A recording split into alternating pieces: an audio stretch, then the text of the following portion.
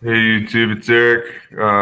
It's late night video here. Is doing some research. It won't be too long. I was just make sure my screen share is on here. Okay, perfect. I was just actually I bought this book here in a Kindle version and then got a refund because I found a cheaper paperback edition on like Lulu for $16. But so hopefully I get my refund back from Amazon in a few days. But I realized I still had my my Kindle tab open here, and there's some really interesting information in this book. And this book was originally written in 1788 by this guy here, Nicholas Bonneville. It's titled here "Jesuits Expelled from Masonry and Dagger Shattered by the Masons," published in Paris, 1788. Here's the guy here, Nicholas Bonneville, French bookseller, figure in the French Revolution. So this guy was actually involved in like early communist thought as well, just from what I found. But here's a photo of him here, Nicholas de Bonneville. This guy was a Freemason as well. So he was writing in around the same time as Jean-Marie Regan. And I've documented here, and actually, if someone could speak French, I'm actually considering going to like a professional translator here in London to get these pages translated. But this came from Regan's book, Jean-Marie Regan, Cours philosophiques et interprétatifs de initiations anciennes, written in 1841, De Initiations Anciennes et Modernes. And actually, speaking of Regan, it was just a little dark here.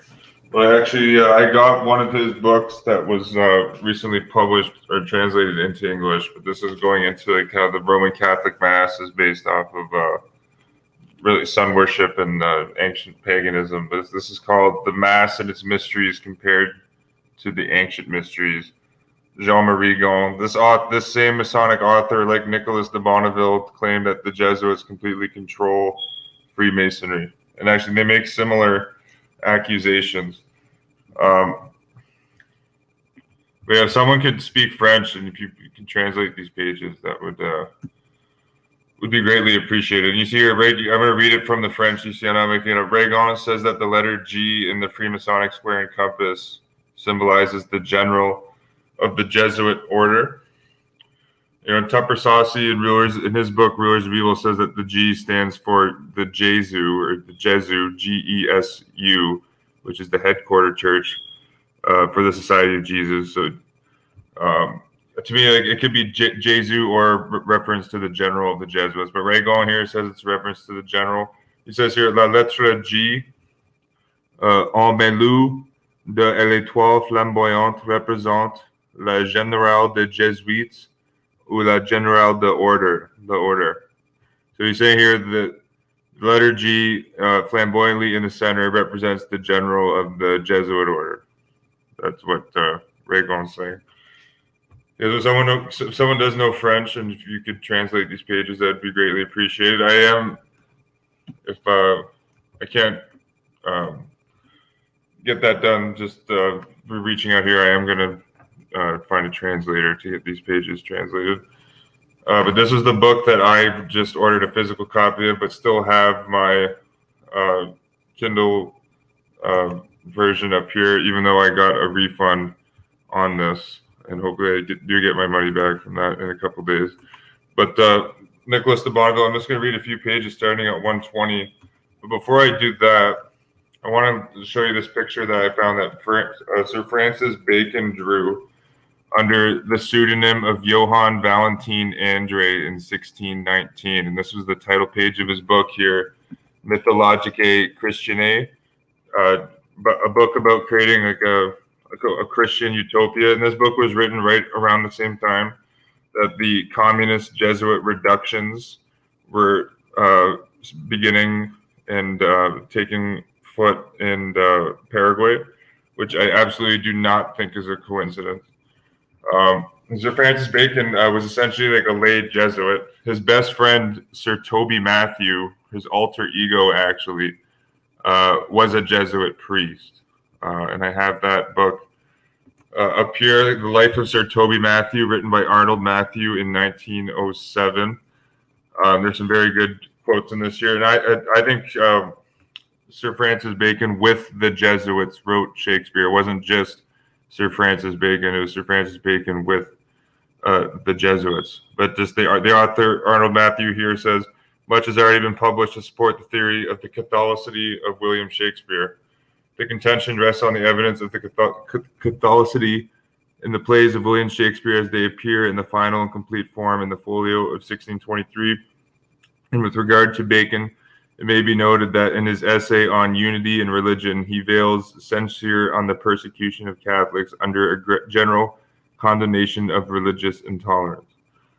And this whole book goes into Bacon's friendship with Toby Matthew, the Jesuit priest, Sir Toby Matthew. Lots of good information in this book. And there's actually, let me see here. Because I know that I just reading this book that I know that there's a Jesuit that wrote a book. This here, Father Sutton, S.J., wrote a book with more details about Sir Francis Bacon's relationship to the Jesuit priest Toby Matthew. I'm going to zoom in on that here. You see, Bacon sent Toby Matthew copies of all of his books. You see, like, Sir Francis Bacon praised the Jesuit order numerously throughout his works. And I have that sourced here from a Jesuit's own book, Sir Charles Constantine Pies, who in 1832, as a Jesuit priest, became the official chaplain to the United States Senate. Here's talking about Sir Francis Bacon. Bacon and Grotius too. This is from Charles Constantine Pies' books, quote, St. Ignatius and his first companions, end quote. That's the title of the book, page 20 here. Okay, but this is what I'm just giving context because Sir Francis Bacon was the author, or he drew this photo, and you see here the Jesuit IHS is right on the center. You know, this is supposedly Francis Bacon was a Protestant. Francis Bacon was actually in reality Johann Valentin Andre. It was a pseudonym, and I'm going to prove that to you from a Manly P. Hall quote here. And this is interesting too because Johann Valentin Andre is the accredited founder of like the Rosicrucian Society. He, when he was supposedly only like 15 years old, wrote the Chemical Wedding of Christian Rosencreutz, which had like esoteric alchemy, jurisprudence, political intrigue in it. You know, very odd that a 15-year-old would know this, but it makes a lot of sense that, you know, the Jesuits know all about that stuff, and, you know, Francis Bacon did as well. But you see the Jesuit IHS is right in the center, and here you got kind of like the Masonic pillars of Boaz and Joachim right here. And even you see the Masonic square and compass is on the right pillar. I'm going to zoom that in here. You see the Jesuit IHS is on top. That's key. You know, kind of creating the Jesuits with the universe itself. And actually, Nicholas de Bonneville says that the Jesuits always do that in this book. And I'll read that quote. But yeah, I should have a physical copy of this book. I'm guessing in a couple of weeks, but I still have this Kindle version up here, which I'm going to read out of shortly. You see, this photo is like speaks a million words. You see here, the Jesuits ruled the world through politics and religion. You see, you got Politica and Theologia, politics and religion, Theologia, Politica, right on the top two pillars. You see here, and you got the Masonic square and compass is under Historia, right here. There's the square and compass. You see, according to Ragon, the G that we usually see in the center of the square and compass represents the general of the Jesuit order, and which makes a lot of sense here. The IHS is on top. So you got like the Hindu Trimurti, like past, present, future, or Brahma, Vishnu, Shiva at the bottom. This is very interesting. Grammatica. I think this is like a reference to like the legal concept insinuar, or the legal term insinuar. INSINUA. No, wait, SINSIN. U-A-R-E. Insinuare. Means to be deposited into like a legal system or a legal matrix, which is what the Jesuits have done worldwide by creating the legal fiction system, which is essentially just Roman civil law, which is, that's the whole philosophy of Dasein, of Jesuit seminarian Nazi Martin Heidegger, who's taught in all of the philosophy courses in the universities today. You see here Jesuit IHS right at the top. You see this is clear. This is a clear relationship between the Jesuits and Freemasonry. You see Freemasonic square and compass. This was drawn by Sir Francis Bacon right here. And this is what the Jesuit Charles Constantine Pies, S.J., said about Sir Francis Bacon. He says the former, referring to Sir Francis Bacon, see right here, on his work, quote, on the progress of the sciences, writes in these terms, quote, this is what Sir Francis Bacon says.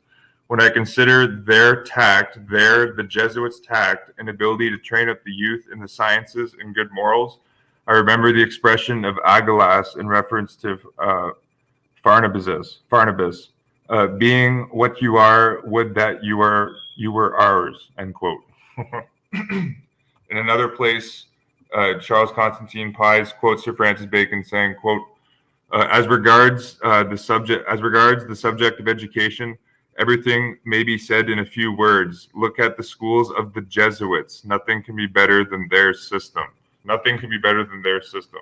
Well, you see here, Sir Francis Bacon clearly respected the Jesuit system. And this is the same guy that wrote about the whole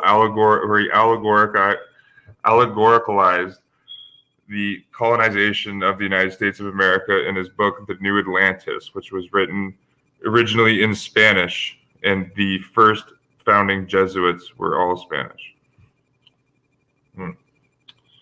Francis Bacon is also a member or on the board of directors of the Virginia Company, which was directly involved in colonizing the United States. Okay. So you see, Sir Francis Bacon clearly, respects, from these quotes, he respected the Jesuit order. His best friend was a Jesuit priest. Okay, and you see this quote, I just wanted to, this photo, really does speak like a million words on just how the current, world system is operating. But so I'm going to get to the quotes here from the book, The Jesuits Driven Away from Masonry and Their Daggers Shattered by Freemasons. This is 20. Actually, I'm just going to go on to my... Oh, you got 34 people watching, right on. How's it going, everyone? Yo, hey, Nick. Hey, Carl. Hey, Josh. What's up? Hey, Rothschild. Nice to see everyone. Yeah, I guess it's a blessing that I still had this tab open after I asked for the refund. But looks like there's some good information in this book. Nicholas de Bonneville. To me, this guy seemed like he's like an insider. So you got to read everything you read. You got to take with a grain of salt. But from what I've seen, just glancing this book so far, this is very good. Again, this is the book here, The Jesuits Driven Away from Masonry and Their Dagger Shattered by Freemasons. Originally written in 1788, and this was translated into English in 2011. Okay, let me see here. So starting on page 119, irrevocable proof of the relationship between Jesuitism and Masonry. St. John's College is the only of all colleges of the Jesuits whose residence is not marked on the public list of their colleges. And here's here, St. John's College in Freemasonry is like an allegory. It's like an allegory to their first 3 degrees. Why St. John's College has no set location while the other colleges do? St. John's College without residence on the list of the colleges of the Jesuits allegorically means the Lodge of St. John. In Masonic style, the Lodge of St. John expresses the first 3 degrees of the royal art. And I think it's very interesting that you got one of the biggest Roman Catholic universities in the United States is, of course, titled St. John's University in New York City. But if you type in the Lodge of St. John on Google, you see you got the St. John's Lodge in, well, I guess that's Bing's just a horrible search engine. Even Jesuit I find is even better than Bing, which is kind of sad. But okay, so here in London, Ontario, that was where Bing pulled up like a hotel lodge. You see, you got Masonic Ontario.ca. You got many Freemasonry lodges are called the Lodge of St. John, though, like honoring this allegory. You got St. John's 20 here, where I'm living at in London, Ontario. You got a Lodge of St. John's in New Brunswick. You got another lodge, right here, Lodge of St. John 27. You got a St. John Masonic Temple. And there's all sorts of St. John's Catholic schools. St. John, probably like over 150 St. John Catholic schools everywhere. Here's even one in London, St. John French Immersion Catholic Elementary School. Looks brand new, actually, too. Which should make fitting for London because all the newest schools in this city are all Roman Catholics. No exaggeration. Here's your St. John's Catholic schools are all over the place. I mentioned that there's that massive St. John's University in New York City. That's where CIA Director William Casey attended, on top of going to Jesuit Fordham University. Going back here to Nicholas de Bonneville. That was here. So St. John's College is located among the other colleges of the Jesuits to express that Masonry is between the hands of the Jesuits. I'm going to repeat that. St. John's College is located among the other colleges of the Jesuits to express that Masonry is between the hands. You see, between the hands is in italics of the Jesuits. The residents of St. John's College cannot be determined because the Lodge of St. John expresses allegorically the assemblies of the perfect Masons who are everywhere in Europe and who already begin to spread to the other regions of the world. The first Rosicrucian Masons only had one carpet. The Jesuits made 2 degrees of the same carpet to adapt Masonry to the professions of the temporal and the scholastic, their novices. The carpet of the Rosicrucian Masons was a perfect square. And actually, to go back to the Rosicrucians, like I mentioned here, I thought I forgot to cover this. You see here, looking at this grand photo that I say encapsulates the Jesuit world order, drawn by Sir Francis Bacon, Johann Valentin André, who in reality was Sir Francis Bacon, was the founder of the modern Rosicrucian order. And here I got a book here from Manly P. Hall on the Rosicrucians titled Orders of the Universal Reformation, Utopias. And Johann Valentin André, the Jesuits disguised Sir Francis Bacon as a Lutheran theologian. And they had Johann Valentin André as a Lutheran just railing against Calvinists to divide the Lutherans and the Calvinists against each other, which is, of course, politically beneficial for the Roman Catholic Church.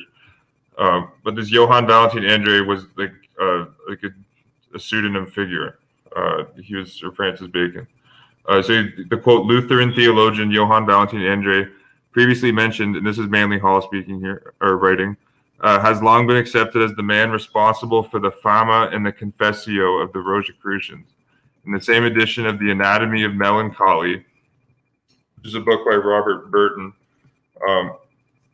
introduction, page 62, André is mentioned in an extraordinary footnote, thus, quote, Johann Valentin André's Lord Verlium. Lord Verlium, end quote. Lord Verlium was Sir Francis Bacon's aristocratic title in England. And this is why Sir Francis Bacon and Toby Matthew, like, modeled William Shakespeare as an ode to Nicholas Breakspear. Nicholas Breakspear, the only Englishman to ever serve as Pope. Back in the 11th century. Manly Hall continues, consider the punctuation and its inevitable implication. Lord Burleigh was the proper title of the greatest philosopher of his age, Francis Bacon. Throughout the anatomy of melancholy, the quote, rosy crossmen are regarded as a group of utopian reformers seeking to advance the cause of learning.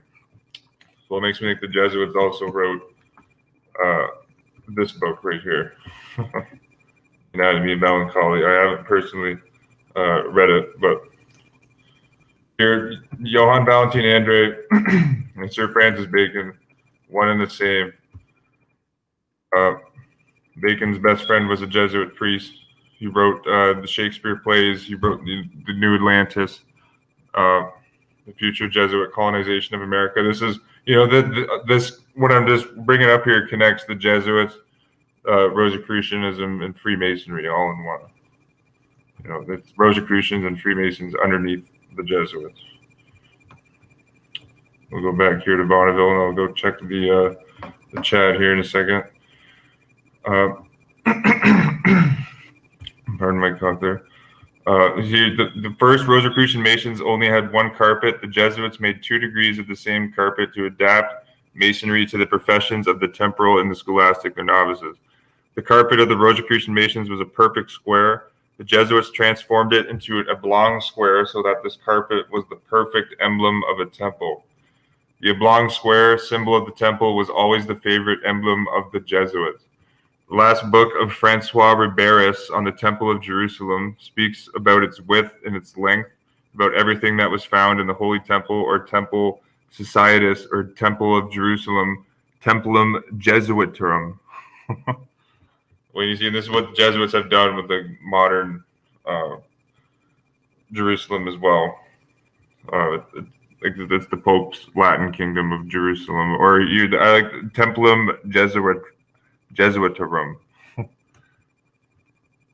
That's a good way to refer to it also. All these measures and distributions were seen in the past on the oblong carpet of the Scottish of St. Andrew. The reception of the Jesuits and of all religious people in the general occurs in front of the altar with the forehead facing the east. The reception of our Jesuit Masons brethren is identical. The rituals and catechisms of the numerous systems of Freemasonry, in spite of their obvious difference, also have the 4 major points of meeting that indicate a same source and a same purpose. As soon as the Jesuits appropriated the Society of the Rosicrucian Masons, they made a sacerdotal order of it. The whole society imperceptibly conformed to their celibate institution. The allegories, the symbols, and the interpretations prepare a hierarchy of celibate priests whose intention is to govern the whole world there from afar. Which is, a spot on description of Jesuitism. The contemporary carpet of Jesuit Freemasons still carries the Rosicrucian hieroglyphs. Actually, speaking of hieroglyphs, I recently just put up a quick post on my website. The famed British Egyptian scholar Sir Ernest Alfred Wallace Budge accused the Jesuit Egyptologist Anastasius Kircher of fabricating his Egyptian hieroglyphs. Because Kircher translated these hieroglyphs into a modern European language, which Wallace Budge said is an impossible thing to do.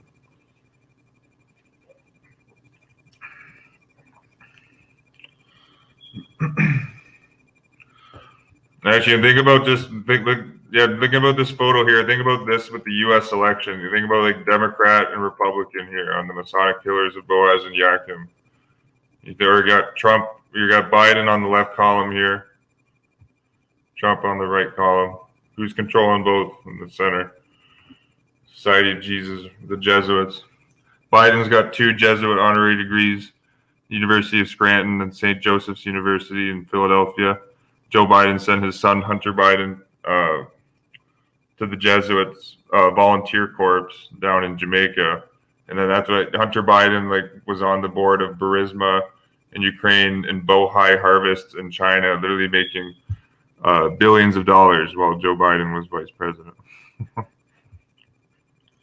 Trump obviously went to Jesuit Fordham, sent all of his 4 kids to Jesuit schools.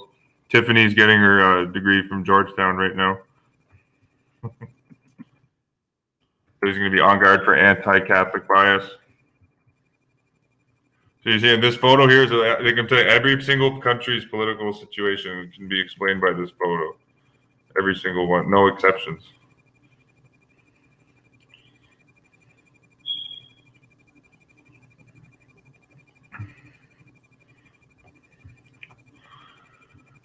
You see here the two columns of Hermes. So again, these Jesuit columns here, the columns under the Jesuit Sumbers, Theologia Politica. These could also be here the pillars of Hermes.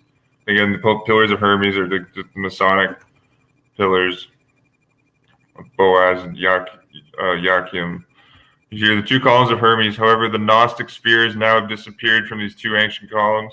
An I and a B are carved on them. We also see there are 7 rungs, a Kabbalistic number. They also have the squared floor, the squared sun, they also have the squared floor, the square, the sun, and the moon. The blazing star of our Jesuit Masons comes from the carpet of the Rosicrucian Masons. But one of the first Rosicrucians had 5 blazing points. It was visibly the star pentagon of the 7 sages of Greece. The blazing star of the Jesuit Masons has 6 angles and sometimes even 7. It is necessary to observe that a G is soiling the Pythagorean pentagon. A rough ashlar, and an ashlar is like their Masonic like rock. A rough ashlar and a perfect ashlar have been added on the oblong carpet. When precisely drawn, this ashlar figure a square below and triangle above. The level shaped in a triangle is a modern and Jesuitical invention. The level shaped in a triangle is a modern and a Jesuitical invention. They had some windows in the east, west, and south. They are not seen anymore on their carpet or rarely. The intended tessel or true belt of monk is a ministerial allegory, as one can imagine. The explanations given in lodge to poor Masons are so obvious that they are printed in all languages. The Catechism state that the real meaning must be guessed. The Freemasons must never learn them from another Mason. This is how they must always be dependent from the superior iconus or SI, Societas Jesuitorum, or Society of Jesus. You're saying the Jesuits must always be dependent on the Society of Jesus. That's what Nicholas de Bonneville is saying here.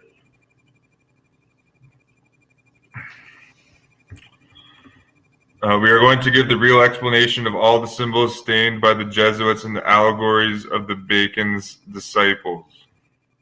I'm not sure he's referring to Sir Francis Bacon there.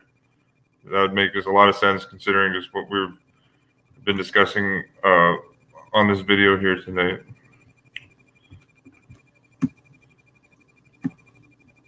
There's some Latin here. Perhaps Providence, by some happy changes, will restore those things to their proper places. The lodge of St. John represents Solomon's temple. That is to say, the temple of the Society of the Jesuits. So again, in Masonic, so Bonneville is saying in the Masonic writings and allegories, Solomon's temple is reference to the temple of the Society of the Jesuits, which would be the Church of the Jesuit in Rome. It is the temple of a universal hierarchy. The titles Right Reverend and Worshipful or Worshipful Master represent rather well the ecclesiastical state of the Freemasons. Wow, you look at that. The titles Right Reverend and Worshipful Master represent rather the well ecclesiastical state of the Freemasons. The 2 columns always mean in the church the language of the theologians. So you're referring again here to the 2 columns. The full explanation about the mysterious letters I and B, or as written previously, B and I, require to say first that the 7 rungs are explained here by the 7 ordinations of priesthood, which are indispensable to enter in the order of the Jesuits. The oblong floor is here the square of the temple or initiate or novitiate of the order. The square means the obedience and full submission to the rule of the Jesuit order. It's just like you see, like the Masonic square aprons that they're always wearing. That's so it means obedience to their Jesuit masters. Now, say if any Freemasons are watching this video, you know it's your responsibility to know what you've gotten yourself involved in, and you're involved with the Jesuit order. You probably didn't know that when you joined Freemasonry. Many don't, but you know that's the Jesuitized system of compartmentalization. You see here, the compass is only for the masters. The sun is the order of the Jesuits. And according to Jean-Marie Regon, the sun in the Freemasonic symbolism represents the Jesuits flourishing as they did in the days of King Louis XIV of France, known as the Sun King. The ornament of the Grand Elect Knights is the sun with 9 rays. This expresses the 9 sons, or the founders of the Order of the Jesuits. When someone establishes himself as a god when someone establishes himself as God once, it is easy for him to establish himself as a son. Too much modesty is not the shortcoming of the humble Jesuits. The moon is the order of the Freemasons. This moon draws its light from the sun, that is to say, from the Society of Jesus, or the Society of Jesuits. And this, Jean-Marie Regon also said this exactly. And this is the same papal concept that the Pope, being the sun, gives his light to the temporal governments of the world, or the moon, and the temporal governments get their light reflected to them by the Pope, or the divine right of kings. So I'm gonna.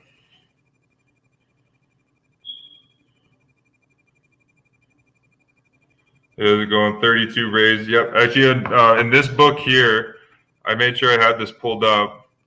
This was written back in the 1800s as well, but this was the book Scotch Rite Masonry Illustrated, the complete ritual of the ancient and accepted Scottish Rite, profusely illustrated, volume 2, written by Jonathan Blanchard.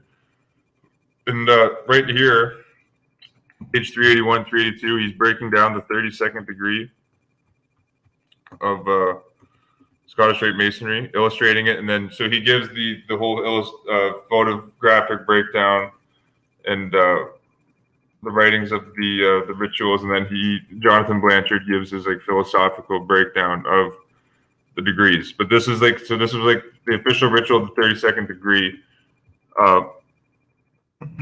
You see on its ark of the covenant in gold between the 2 palm trees, vert, and the 2 lighted torches or candlesticks around the gold motto at the base, Los Deo. So it's talking about the candlestick that they're using in their degree for the quote sublime prince of the royal secret, which is the 32nd degree of Scottish Rite Masonry. The Jesuit logo has 32 sunburst rays going around the center. Around this standard are stationed the Knights of Cadash and the Grand Scottish Knights of St. Andrew, 30th and 29th degrees. Standard bearer is Bezaleel. And then you see here Azure. On it is a lion couching in gold, holding in his mouth a key in gold, and a gold collar around his neck with the figures 525 on the collar. I don't know, 525. Maybe if you guys know some interesting, I don't know if there's anything significant geometry-wise going on with 525. Motto at the base is Custos Arcani, and in some rituals, look at this, Ad Morgium del Gloriam. This latter is the motto of the Jesuits. This is the Scottish Rite Masons here saying this latter is the motto of the Jesuits. Around this standard are stationed the Knights of the Sun, the commanders of the temple, and the princes of mercy, 28th, 27th, and 26th degrees. Standard bearer is Ohalib, or Aholib, or Aholiab. Here's now Jonathan Blanchard giving his philosophical analysis about the 32nd degree of Scottish Rite Masonry. This degree originated 30 years before the French Revolution of 1789 and was active in producing it. And again, not a coincidence that Robespierre, leader of the French Revolution, educated by Jesuits.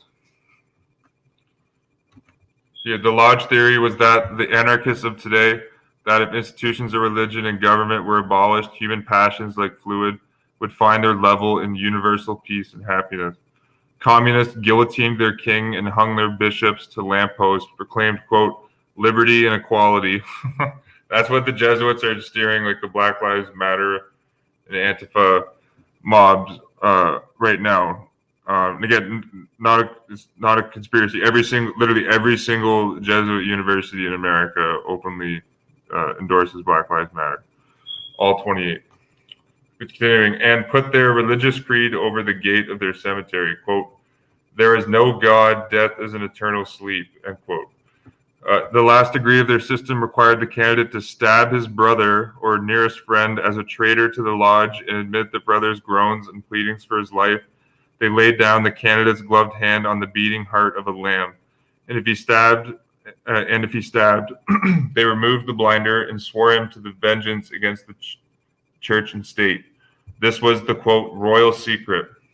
This explains the vengeance sworn in this and other degrees of that day, but in this country and at this day, this degree is senseless and worthless. Its bluster about freeing the people is meaningless in itself, not worth reading.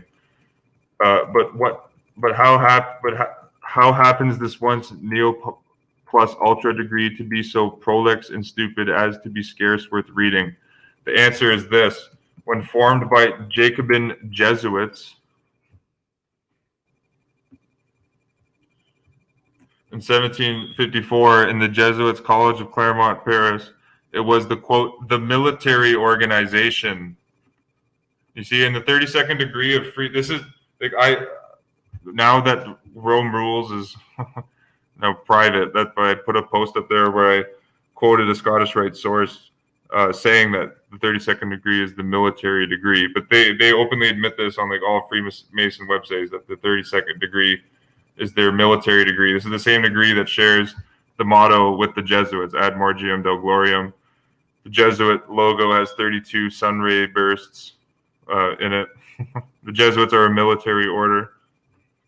Their leader is called a general. It's very clear that they're a military order. You see here the Jesuits.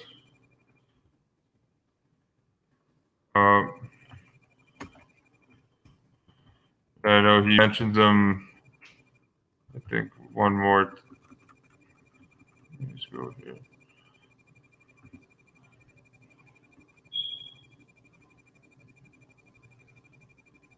Give me a second. My computer's just a little slow. I'll check the chat.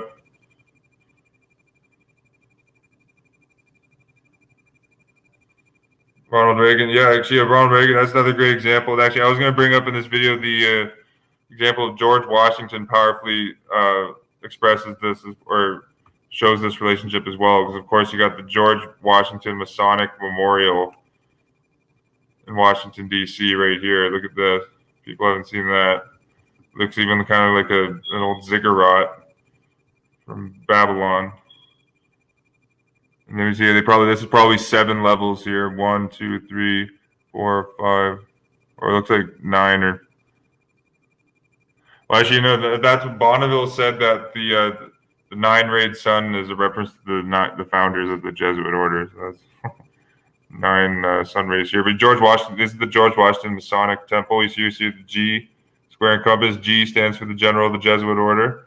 George Washington's rules of civility he plagiarized from French Jesuits. They don't tell you that in the history books.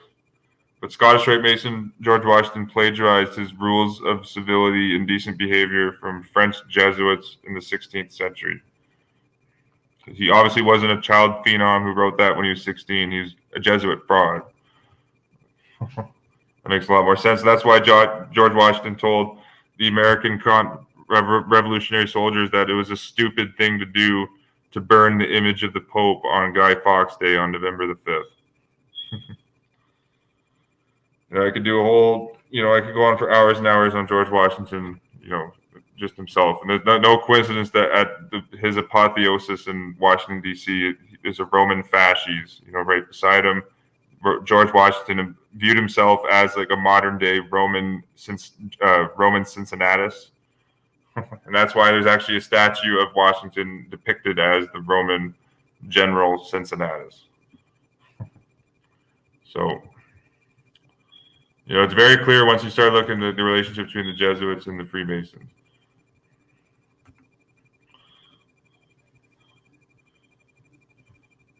Okay, but I'm going to go back to Bonneville here, though.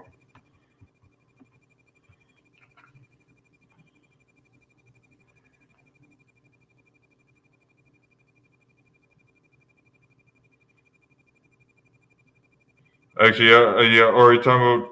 Oh, at 2 o'clock? Yeah, it should be. If not two, I'll be definitely on the next routine team brief on Friday. That I'm working at 4 o'clock tomorrow, and I got an oil change I got to do in the morning. But I'll try to make that 2 o'clock one. Gerald Ford, Mason, CFR. Actually, I got a photo of Gerald Ford visiting Pope Paul VI with Henry Kissinger, and they're given like a Masonic eagle from Pope Paul VI. Henry Kissinger, of course, a professor at Jesuit Georgetown University, or was a professor there. You see, the Rosicrucian Masons had naturally taken the moon as one of their recognition signs. The tavern where the antiquarian Ashmole and the Rosicrucian Masons attended Masonic banquets had a crescent moon for a sign. The moon is always represented by the Jesuits half illuminated. In other words, it is only illuminated on one side. Mr. Stark, in his treatise on the mysteries, had the moon engraved on all alone on the front piece of his book. Why this moon all alone? The allegory is perfect. The order of the Jesuits doesn't shine any more on the horizon. The Jesuitical sun must be hidden. And they have, hidden their political power from the masses of the world. Most people don't even know what a Jesuit is if you bring it up. It's pretty sad. It is for this temporary eclipse of the Jesuitical sun that the famous Noshite degree and the highest degree among the high degrees of their Scottish Masonry is only held in the full moon. The lodge is then only illuminated by a window through which the moon rays beam. Imagine in the silence of the night the pale rays of the moon that illuminate men armed with daggers. Then avoid, if you can, thinking about a conjuration of brigands. Here, and then he continues, just like Regan, Nicholas de Bonneville says, and he's writing this in 1788. This is when this was originally written. The G in the blazing star means the general of the Jesuits. Would you look at that? So I'm going to go back to the Washington Monument. You see here the G? You see here the G square and compass? The G, that stands for the general of the Jesuit order, Freemasons. They're not going to tell you that in your lodge. So this might be the first time you're hearing that if you're a Mason watching this video. But that's what the G stands for in Freemasonry. You see it right here. The G in the blazing star. And this is from page 124 of the book, The Jesuits Driven Away from Freemasonry and Their Dagger Shattered by Freemasons, written in 1788. The G in the blazing star means the general of the Jesuits. The rays of the star represent the assistants chosen by the general among his hours. So the rays of the star represent the Jesuit provincials, the Jesuit Council of 10 provincials, just like how there's 10 Sephiroth in the Kabbalistic tree of life. So there's just like how there's 10 Sephiroth, you got to have 10 Jesuit provincials reporting to the general, the blazing star in the center. Just like that. You see, the symbolic G is explained allegorically in the famous book of Samuel Picard, an ancient catechism that the new Jesuits believed forgotten. The Jesuit Picard states in his catechism that the G symbolizes, quote, the grand architect and contriver of the universe, or that he was taken up to the top of the pinnacle of the holy temple, end quote. These primitive names of the, quote, grand architect and contriver of the universe are only translated nowadays as grand architect of the universe. And that's what they tell the Masons that come into the lodge that don't know anything. That's what they tell them that the G stands for, or the great architect. However, in the Jesuitical writings, the universe means the Jesuit order. Oh, would you look at that? Actually, so I'm going to repeat that. However, in the Jesuitical writings, the universe means the Jesuitical order. And actually, I have a photo that I just put up on my website that shows this. This was on the quick post I did on the fraud Jesuit Anastasius Kircher translating his Egyptian hieroglyphics. Here's right here. Zoomed in a little too much. This came from this quotation was from the book Easy Lessons in Egyptian Hieroglyphics with the Sign List by E.A. Wallace Budge. He claims that Kircher in his book Oedipus Egyptacus, you see Egypt right here in the title of Kircher's book. But Budge said Kircher basically fraudulently translated all these hieroglyphics. But here's a Kabbalistic drawing from the same book Kircher wrote. And you hear Nicholas de Bonneville saying the Jesuits equate themselves with the universe itself. Like, what is Kircher doing here? He's equating the Jesuits with the universe. Look at this. Literally, right in the center of the universe. IHS.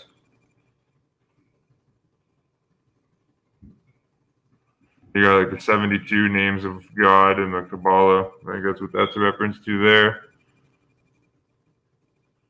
And you got 70 more. It's another 72 revelation or rotations here. There's probably a reference to the zodiac here. You got 12 around the center. And it's not like every single Roman Catholic, like many Roman Catholic churches still have like the zodiacal symbols present in them. Here you got like a bunch of Hebrew letters here. Here's some more like zodiacal signs here, Kabbalistic trees, symbols. So clearly, the Jesuits, equate themselves with the universe itself.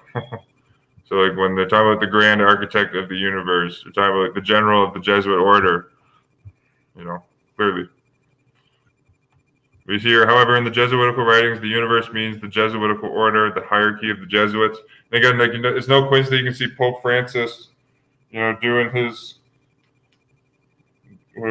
Pope Francis is doing this or whatever the fuck they do.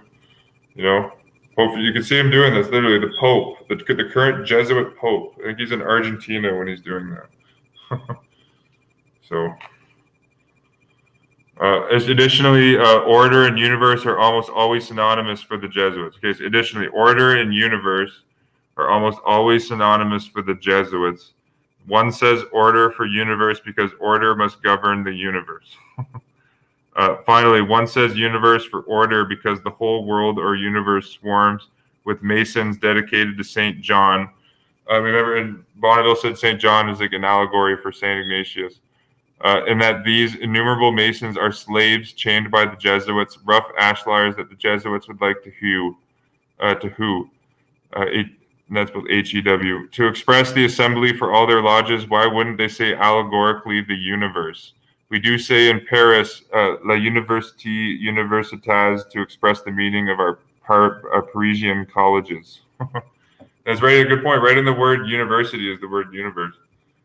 So in the Rosicrucian degree of the Knight of the Sword, the chairmaster is expressly called the General of Jerubabel, because in the degree all Rosicrucian brethren are called Jerubabel. The General of the Jerubabels is evidently the General of the Jesuits.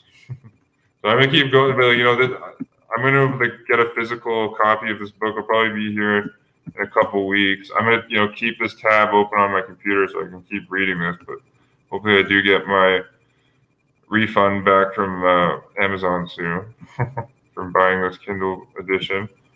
And there's another interesting thing, right here, this Inigo Jones. This figure in Scottish Rite Masonry is an allegory for Ignatius of Loyola.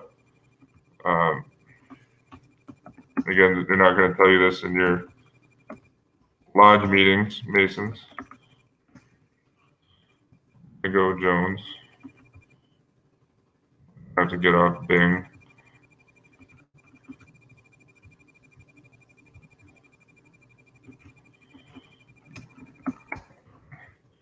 The waste of a website. Roman Catholic Bill Gates and his Jesuitist alpha wife, Melinda. So Inigo Jones, English architect, but this guy again was just like a fictional character, like Shakespeare. Inigo Jones never existed. All this, all this architectural work, honoring the Jesuit order. Again, they called him like the English Vitruvius, who is a famous Roman architect. So of course, if he's the English Vitruvius, the Jesuits are well studied in the works of Vitruvius. But yeah, I think Bonneville says this here. And the Jean-Marie Regon also said this about Inigo Jones. In 1607, the Society of Jesus was very active in England. And this is right around the time that Shakespeare was being written. Actually, just before I go, I'll put these links in the description box. I'm finishing up. I should wrap up soon. But actually, shout out to Johnny Cerrucci. He was able to get the PDF of this using his American VPN. Just for me up here in Canada, I couldn't get access to this book off Google Books. Where was that shit? Shakespeare. Oh, it's right in front of me. You can see it. I forgot the title page isn't shown. Yeah, right here. The Jesuits write Shakespeare. This was really interesting. This is written by Harold Johnson in 1916. Everyone should read this here. Harold Johnson, he proves without a shadow of a doubt that the Jesuits did write Shakespeare. He dismisses the idea that it was Sir Francis Bacon, but as I showed in this video, like the reality is that it was the Jesuits working with Sir Francis Bacon, who had his own literary society, and again, his best friend was a Jesuit priest, Toby Matthew. It was the Jesuits working with Sir Francis Bacon wrote the Shakespeare plays. You see, and this is right in around the early 1600s when the Jesuits were very active in England. Yeah, and Bonneville says that here. One of these good fathers was quartered there because of his excessive activity. To write in their annals in this time of a great distress in the Masonic constitutions, they first placed their grand architect Inigo allegorically instead of the society, and to throw another veil on their Jesuitical number, they chose architect Inigo Jones to represent their terrifying Inigo de Guesapoca, who is hardly known but under the name of Ignatius of Loyola, the name dedicated to secret worships. Right there you go. But yeah, everyone should check out here. Did the Jesuits write Shakespeare as well by Harold Johnson? Because again, Shakespeare, ties in to the Masonic and Rosicrucians connections to the Jesuit order. And there was never a guy called quote Shakespeare, complete fraud. That in the education system today, they just shamelessly go along with the fraud. Let me check the chat here. Actually, with Shakespeare, I really regret doing this. Is when I was biking home from work in St. Catharines last year. It was just a long day, and I would have had to bike another 5 minutes to an ATM. But I was going past this guy on a garage sale, just on Ontario Street in St. Catharines, and he just on my bike, and he had all of the original Shakespeare folios for sale. But I was just now I regret not buying them because I was just too lazy to bike 10 minutes to an ATM and then 10 minutes back. But I'm sure you could find them somewhere. But this guy was selling all the original Shakespeare works. I would like to get my hands on them just so I could study more of the Jesuit connections to Shakespeare. Maybe write a book on it sometime in the future.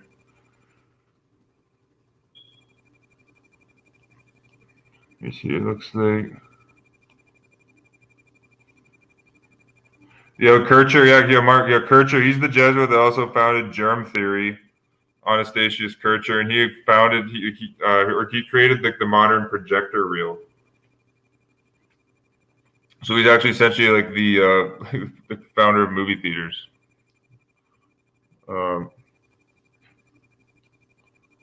Never hear about the Kennedy and King family tell the world the truth about the Jesuits. Absolutely, Jesuits control all 45 presidents.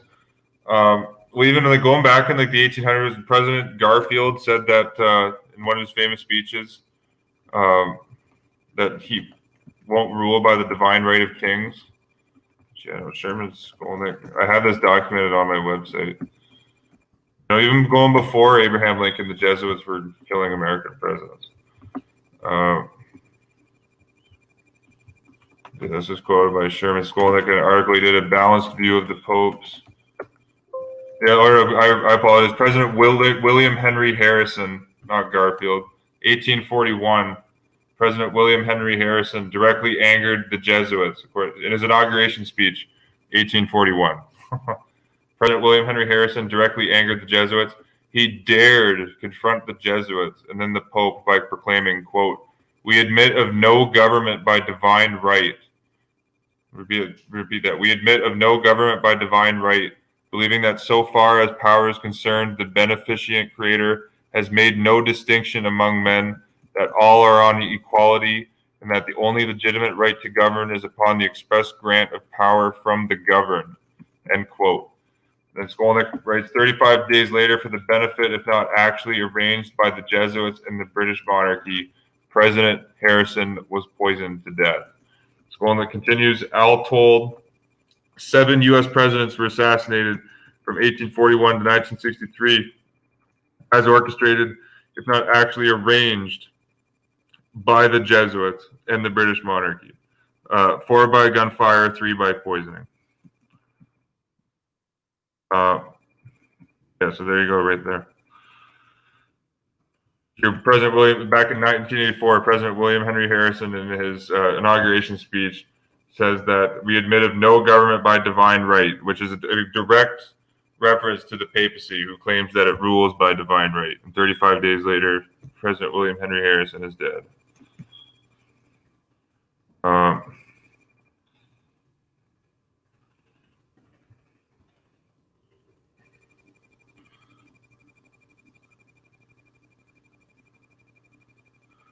Let me see here. Yeah, I think that's all for this one, YouTube. Peace and love. Thanks for tuning in. I want to make this video because when you start looking into the connection between Jesuits and Freemasonry, you know, it's overwhelming. That the Jesuit order created modern Freemasonry. You know, the Jesuits officially predate modern Freemasonry by 200 years. Modern Freemasonry is going back to 1717, being an offshoot of the Society of the Rosicrucians of the whole, which again the Jesuits predate the Rosicrucians by 75 years. So, yeah, peace and love, YouTube. And then but I was reading out this book tonight here, Jesuits Driven Away from Masonry and Their Dagger Shattered by Freemasons. And actually, I'll make one more request before I sign off here. If someone watching this video knows French and you could translate these pages for me from Jean-Marie Ragon's book from 1841, exposing how the Jesuits just completely control and own Freemasonry, that would be greatly appreciated. You can see these quotes here on the screen from the original French. You know, hidden history.